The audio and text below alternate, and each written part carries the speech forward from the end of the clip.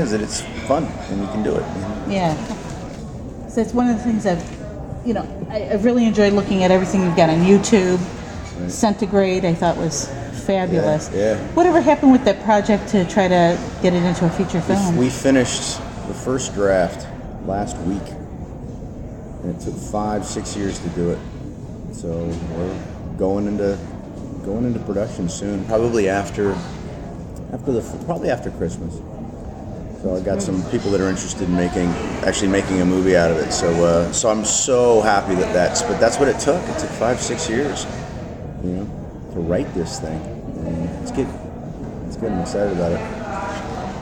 So it was scary, enjoyed it. Well, it's like, how do you take that 15 minutes and come up with 75 more pages that all work? Right. So I think we've done pretty good. We'll see. We'll keep you posted. Good. Yeah, I would like to know. And if there's anything we can do, to publicize it, put it out, if you want to send us progress reports or anything, We've got a little ways to go, but yeah, thank you. And then, kind of briefly, because I want to talk about Astral Haven, but Falling Skies, what did you think of last season?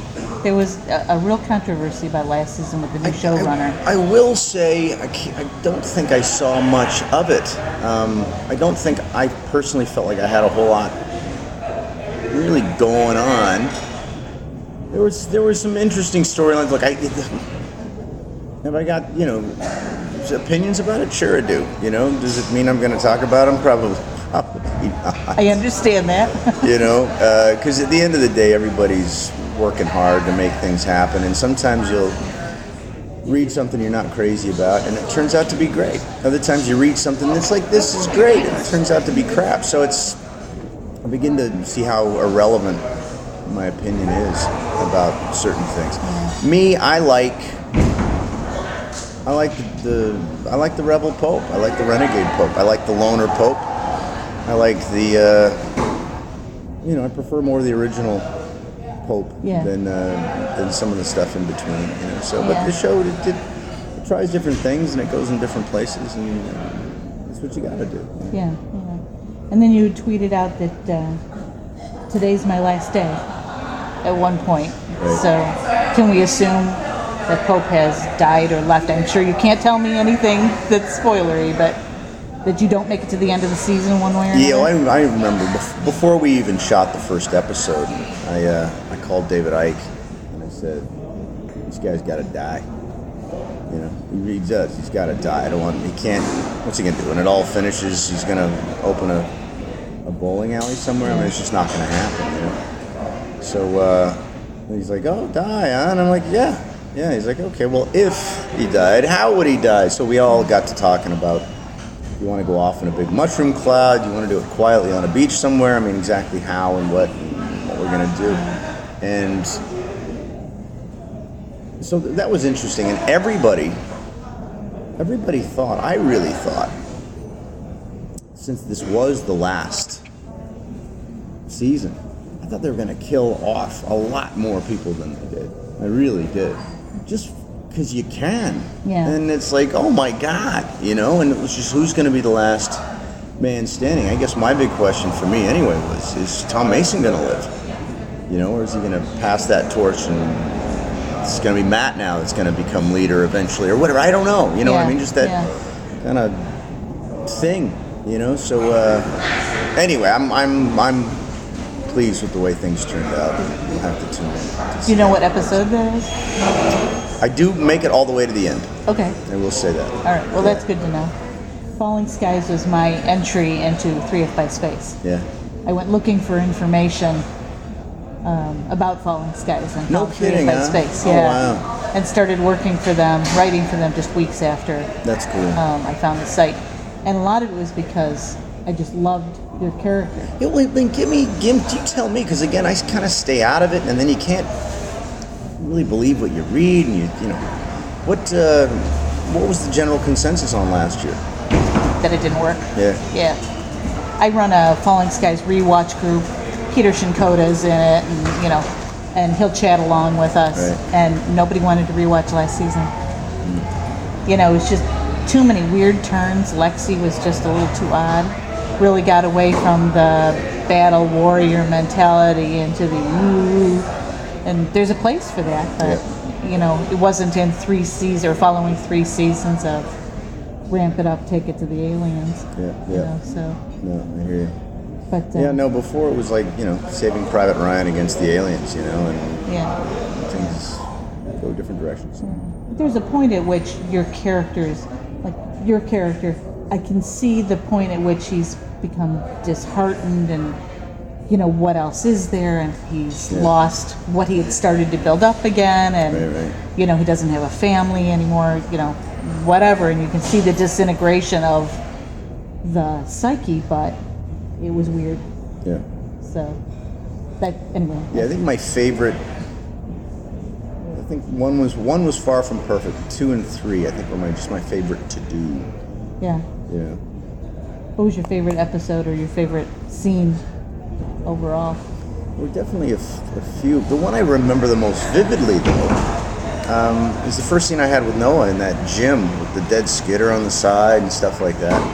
And just because I spent so much time working on it, because I didn't want to screw it up, I didn't know if I'd ever be invited back onto the show, and working with Noah was great. I remember thinking, man, this guy is giving me a lot of freedom, you know? He really is, to just try different kinds of stuff. He was fantastic.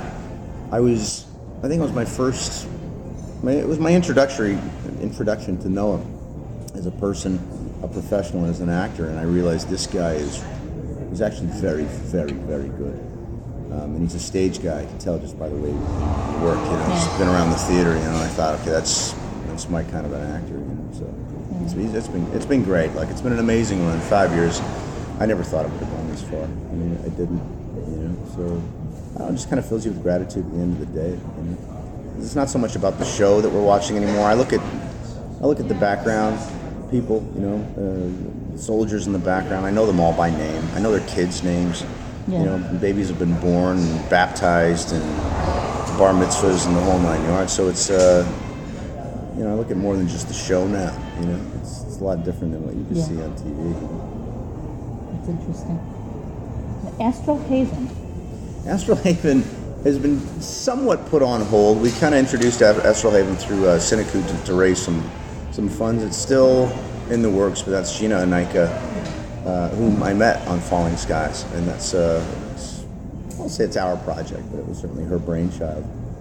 And we'll see what's going to happen. Right now, if anything, now that Falling Skies isn't coming back, I am still doing some Astral Haven stuff, but Centigrade right now seems to be the big focus right now. And are you writing and directing that as well as performing? I've written Centigrade, the feature, along with another young writer by the name of Jen Sotham, Sotham, whom I met online. And although she's in New York right now, she was living in South Korea for the first 2 years that we were working together. So we finally got a script that's, I think, quite good. And now it's just about, okay, let's bring it to the big screen. You know? Some of your other projects have been really interesting. The How to Quit Smoking. Right. That was funny. Yeah, well, it's the stuff that you do. You know, it's look. It's very rare I say no to anything. You know, and it's just, and not that it was one of those. But my good friend of mine, Rob Holbrook, directed that. He's a wonderful director. And that was before Falling Skies. It's just, look, anytime you get a script that's good, I don't care if it's 3 minutes or 130. You know, it's good to do. It's fun. Yeah. It's what we do, right? Yeah. And then the video you did of your dad singing. Yeah, that was a Father's Day gift. Lovely. That was a Father's Day gift to my dad. You know, it was fun. So you're auditioning for this one part that you shaved your head for, since that's not on camera. But what else is coming up? Well, it's weird. I hate talking about. Never mind talking about things I've done, but I hate talking about things that have yet to be. Yeah. You know, if anything, it dissipates the energy of getting it done.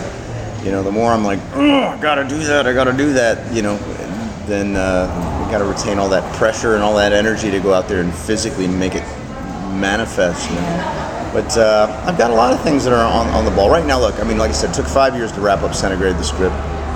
Now, it'll be another 2-3 years of creating it, raising the money, shooting it, cutting it, posting it, selling it, supporting it, and then at the end of probably 3 years from you and I sitting here in this hotel, there'll be another one that I've got going on down the pike. But I've got a couple of other acting projects that are in the works right now, and just see what happens. You've had a couple things that don't look like they've been released yet. The Historian, I believe, has in the States anyway. It was a little indie, a little indie movie. It was a good little movie. It was an independent, and a couple other little things. I don't know. It's weird because you do them, and you move on to the next thing. I remember, I forget the name of the movie. It was a movie that Jessica Lange did, I believe, with Tommy Lee Jones, and she was up for an Academy Award for it. And the interesting thing about the movie was that it ran out of money after they shot it, after they'd finished, and so it sat for like 8 years. So when the movie came out, it was 9 years later. Wow, with two big names. Yeah, like exactly, exactly. But I remember when that came out, and people were like, "What movie is that?" And I was like, "Oh man, it's like 9 years old already," you know. And then it came out, and she got nominated. You know? So you never know. You never know what's going to happen. Yeah. You had a TV movie. I don't remember the name of it, but Dead something. Poker players. Dead something. Oh. And that had an air date, and then it didn't air. I shot. Dead Hand. Yeah. I think there was another I shot the promo for that. It was Kelly Parks, who's a buddy of mine, and we shot a promo. God, I'm blanking on the name, but you're right. Yeah, and I don't know. Again, I shot the promo and moving on, and you just go to the next thing. So I often don't know what happens in the post process for a lot of the stuff that I work on. It was shown in the TV guide that it was going to be happening. You know, it was going to air, right. And then it was gone. There was a documentary of the same name about young poker players in Vegas, I think, at the same time. Right, so I don't know if they just changed the title of it. I don't know what to tell you. Don't know what to tell you. Yeah. And we're big Flashpoint fans in our house. Good old Flashpoint. And I know it's, been over for a couple of years, but the 2 episodes you did in that were great. It was fun. You won some awards for that. Well, that was a lot of fun working with Hugh Dillon and just that whole team over there in Toronto. They were good folks and worked really, really hard. Because that was the neat thing about that was it was a Canadian series. Right. But I think it was the first time. Usually, and it's a bit of Canada's awesome. Canadians are great, but sometimes they set out to create things that are Canadian, whereas my philosophy is don't do that. What you want to do is you set out to make something that's good, then take pride in the fact that it's Italian or Canadian or American or whatever. But anytime you set out to make something that is American, then you'll probably succeed. But it doesn't mean it'll be any good. You set out to do something that's awesome. So the neat thing about Flashpoint, in my opinion, it was the first Canadian TV series that said, let's make a good series. And we'll take pride in the fact that it's made by Canadians if we succeed. And they did. They knocked it out of the park. I thought that was a fantastic show. Yeah. Because usually many TV shows produced in Canada are very Canadian. Deliberately. Whoa, we don't want to be American. We don't want to be American. It's like, all right, well, why don't you just try and not suck? Yeah. And then be happy that you made something good. Yeah. So, I don't know. And you were in Da Vinci's Inquest, and they have never released the seasons you were in. Oh, no kidding. Yeah, you can't get them on video. No kidding. And they're not on Netflix. Yeah, I don't know. It's a anything, weird CBC thing. I'm not sure, but I know Chris Haddock, who is a mind-blowing writer in my opinion. He's one of the best I've ever worked with. But he's got a new series coming out in Vancouver. So he's literally putting that together. I think they start shooting this summer, if not next week. So it's neat to see just his name back being bandied around. It's cool. My son's tried to get me to move to Vancouver. Yeah. He said, take me to Vancouver just for a year. There's so much shooting going on. There's work. Yeah, no, forget. You guys keep voting the way you vote down here because we're loving your American dollars up there. Thank you very much. I want him to get at least a year of school. Yeah. But yeah, that's where the work is, though. It's north of the border. It's not here anymore. They killed it. It's all gone. It looks like there's a lot in Atlanta right now. Yeah, Atlanta's a right-to-work state, and there's more happening in Atlanta. There's still nothing in comparison to Vancouver or Toronto. But yeah, New Orleans, Atlanta, New Mexico, of course, with Breaking Bad. But But if you want a shot, you go north of the border. That's where it's all at. It's, I'd say probably 65% of everything you see on TV is shot in Canada. Wow. I'm working on, writing about 2 shows right now that are both Canadian shows. Yeah. Space, Dark Matter and Killjoys. Cool. And they're both shot, Dark Matter is shot in Toronto. And Dark Matter, is that's in Joe's Vancouver. Joe Joe show right Malozzi, now. yeah. We met him the other night. Cool. Jay Firestone. Cool. So that's a lot of fun. Yeah. So, I don't want to take up, more of your Oh, time good. in here. Oh, good. I mean, I could sit and chat with you all day. but you wouldn't want Today's that, our so. day, Gina and I, my love. We're hitting the con. So we got our Good. passes and we're gonna go